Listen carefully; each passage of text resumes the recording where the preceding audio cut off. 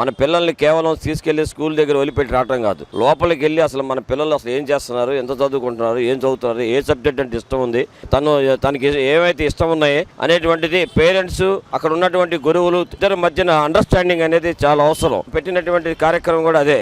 మరి ఒక్కసారి ఆ తల్లిదండ్రులు వెళ్ళి తన బిడ్డ ఏం చేస్తున్నాడు, అక్కడ చదువుతున్నాడు లేదా, చదివితే ఏ సబ్జెక్టులో అతనికి బాగా ఇంట్రెస్ట్గా ఉంది, దాన్ని అతను ఎలా పైకి తీసుకురావచ్చు అనేటువంటిది ఆ యొక్క ఉపాధ్యాయుడికి కూడా ఉపయోగపడుతుంది. మేము ఇంతకుముందు చూస్తా ఉన్నాం, చాలా మంది పిల్లల్ని కొంతమంది స్కూల్ తీసుకెళ్లి అక్కడ వెళ్తున్నాడో లేదో కూడా పట్టించుకోరు.